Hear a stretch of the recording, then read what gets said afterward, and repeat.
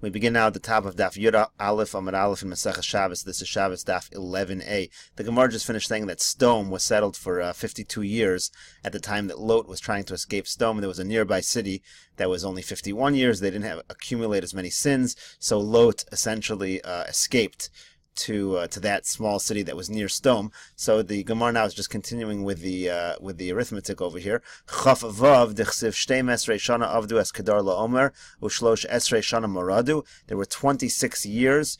We'll see Rashi in a moment. It's 26 years where there was no peace. Over arba esrei shana v'gomer, and then it was in the 14th year, etc. So let's take a look at Rashi here. Esrei meshesh dechsiv shtei mesrei shana avdu es kedar laomer ein zu shalva. So there was 26 years where they were serving. There was 12 years rather where they were serving Kedar Laomer, and that's not peaceful. V'yud gimel mardu, and then there was another 13 years that they were rebelling against him. Ein zu shalom, that's also not shalom. Shahayu behen melchamos, because there were wars at that time. Harei chaf hei shanim, that comes out to 25 years. Ushnas chavav, and it was in the 26th year, Nehra Kedar Laomer, that's when finally Kedar Laomer was killed. V'haisa b'shalva chaf vav hanosar minun beis. So the remaining 26 years of the 52 years ended up being in peace, and so that's what it means that it was 52 years old, Sdom at the time, and of those 52 years, 26 were involved in wars, and there were 26 that were involved, or that were in a time of peace. Gemara now continues with more statements from the same Amora. V'yamar Rava bar Machsia Amar Rav Chama bar Gurya Amar Rav. He says as follows: Kol ir shagagoseh gevoin mi beis hakneses. So Rava bar Machsia quotes ultimately in the name of Rav that any city where the roofs of the houses are higher than the shuls, lasof charva, in the end such a city will be destroyed. Shenemar, like it says, l'romeim as beis Elokeinu lahamid as charvosov. So we want to, like l'romeim, we want to lift up the house of God. We want to lift up the Beis HaKnesses above the other houses. V'hani mili bebatim. This is true when it comes to houses. Aval b'kishkushe ve'avrure. Les Lanba, Rashi explains what that means. Kitzkuski v'avrure bernayos or migdal means you have towers, things like that. Those can be higher than the Beis HaKnesses. Just the houses should not. Amar Ravashi says, Ano avdi lamasa mechasya de lo charva. I was the one who caused that the masa mechasya would not get destroyed, because I made sure that the houses were never higher than the shuls. V'hacharva, the Gemara says, but it was ultimately destroyed. Gemara answers, me oso avon lo charva. It wasn't destroyed from that particular sin. It was destroyed for other reasons. Gemara continues. V'yamar Rava bar Machsia, Amar Rav Chama bar Gurya Amar Rav. Again, Rava bar Machsia says, in the name of Rav Chama bar Gurya, in the name of Rav, Tachas Yishmael v'lo Tachas Nachri. Better to be serving a Yishmael than it is to be serving a Nachri. Tachas Nachri v'lo Tachas Chabor. We'll see what that means. But it's better under a Nachri than it is under this nation of the Chabor. Tachas Chabor v'lo Tachas Talmud Chacham. Better to be under Chabor and not under a Talmud Chacham. Tachas Talmud Chacham v'lo Tachas Yasam v'Almana. Better to be under a Talmud Chacham than it is to be under an orphan and a widow. Rashi explains all of this. Take a look at Rashi here. Tachas Yishmael l'shamsho. Better to serve Yishmael. Below Tachas Nachri. Rashi says that means Edomim shahayu risham yoser. So Edom was more wicked than Yishmael. That's what that means. Chabor is ummah mibnei Parsim. This is a nation from the Persians. Talmud Chacham, why is that a problem? Im yachnitenu yanishenu. V'chein yasam v'almanim im shedimasan mitzuya. You don't want to be doing this because if you're going to get them upset, it's going to cause a punishment. And the same thing with Yasam and Almana, you don't want to cause that they're going to cry, because it's easy to make them cry. They're sensitive people. So these are also people that, again, you shouldn't want to either anger or get them upset. So that's why it's better not to be Tachas Talmud Chacham or Tachas Yasam v'Almana. Gemara continues at the two dots. V'yomar Rava bar Machsia Amar Rav Chama bar Gurya Amar Rav Kol choli v'lo choli ma'am. A similar kind of statement. Better to get any illness rather than an illness that is in the intestines. Kol ke'ev v'lo ke'ev leiv. Any kind of pain, but is better than pain in the heart. Kol mechush v'lo mechush rosh. Any kind of so mechush is like when you have like an ache. It's good to have any aches, better than having a headache. Kol ra v'lo isha ra. Any evil is better than having a wife that is evil. Gemara now continues. two dots. V'yamar Rava bar Machsia, Amar Rav Chama bar Guri, Amar Rav. Rava bar Machsia says in the name of Rav Chama bar Guri, in the name of Rav, Im yu kol hayomim diyo v'agamim kulmusim v'shamayim yerios v'chol b'nei adam lavlerin. So this is a poetic idea. If all of the seas would be ink, and all of the agamim would be like kulmusim, would be like pens, all the reeds would be like pens, and all the heavens would be like parchment, and all people would be scribes. So you have a lot of writing. Ein maspikim lichtov chalola shel rishus. So you would not be able to write the depths that goes into essentially leadership. Rashi here explains chalola shel rishus omek libam. It takes a depth of heart. Shutzarach lios lo leiv lekama medinos. Person who is a king, let's say, has to have his mind, his attention to many different countries. Lamasa kotzev, ulakam milchamos, ulakam mishpatim, v'kol b'yom echad. And one day he could be dealing with taxes, wars, judgments. That's what it means to say there's a great depth to it, and we couldn't even write it if we had all the writing in the world. Gemara says, "My crow." What is the pasuk which indicates this? Amar Rav Mesharshia. Rav Mesharshia says, "Shamayim larum ve'eretz la'omek ve'leiv melachim ein cheker." To the heart of kings, there is no way of discerning such a heart. V'yamar Rava bar Machsi, Amar Rav Chama bar Guri, Amar Rav. He says, "Yafet tainis lechalom ke'esh lena ores." Fasting for a dream. Person has a bad dream, so he fasts in order that it shouldn't have a negative effect. It's good. That's a good thing to do. And it takes effect, just like fire takes effect and can light up flax. Amar Rav Chisda says, Ubo bayom. The best time to do such a fast is on the very day when he wakes up from this bad dream. Amar Rav Yosef says, Afilu b'Shabbos. Even on Shabbos, normally not supposed to fast on Shabbos, but for a bad dream, you can do so. Rav Yoshua bereider Rav Idi ikla levei Rav Ashi. Rav Yoshua, the son of Rav Idi, went to the house of Rav Ashi. Avdilei igla tilsa. They made for him a calf. Rashi says igla tilsa. Here Rashi says it means a third born. Igla tilsa, Rashi says shlishi lebetin, the third born to the mother. Shu meshubach, that's actually the best calf, is the third. Mimnesha habehema bekatnusa eina adayin bekocha v'avlad rishon v'sheni eino bari.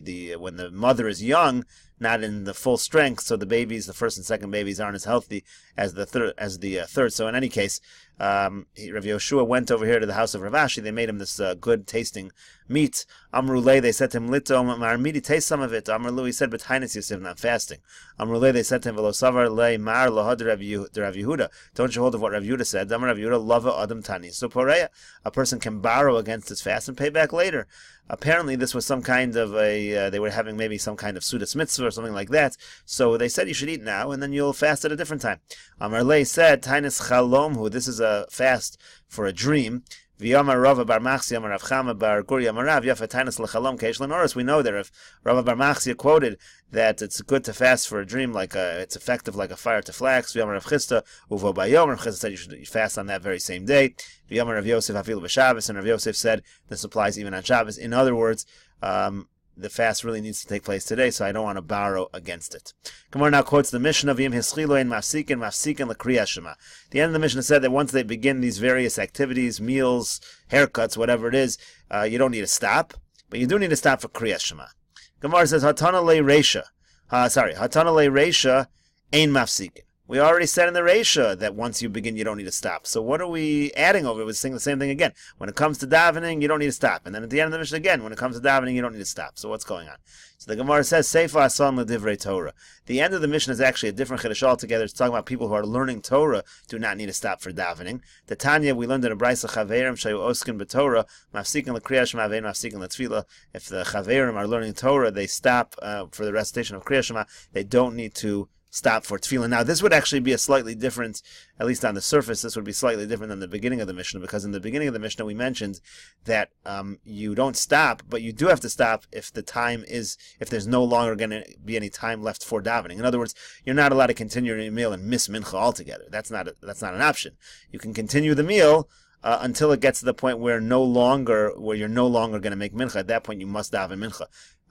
The Gemara here presumably is saying that when it comes to learning Torah, Chaverim who are learning Torah can actually skip tefillah altogether. They can learn straight through the Zman Mincha and actually miss mincha. So that's the end of the Mishnah is a different interpretation of ein mafsikin than the earlier part of the Mishnah. But the Gemara gives a qualification. Amar Rabbi Yochanan says Lo shanu ela kagon Rav Shimon ben Yochai v'chaveirav. This idea that you don't have to stop when you're learning and you can actually skip over the davening, that only applies to people like Rav Shimon ben Yochai and his friends Shatorasan Umnasan. Their entire profession was learning Torah. But we ordinary people would certainly stop for Kriya Shema and Tefillah. The Gemara says, 1 second, Vatani we learned in a brayso, Kashem shein mafsikin letefillah, kach ein mafsikin lekriya shema. There's another brayso that says, not only do you not stop for tefillah, which we've explained, you don't even stop for kriya shema.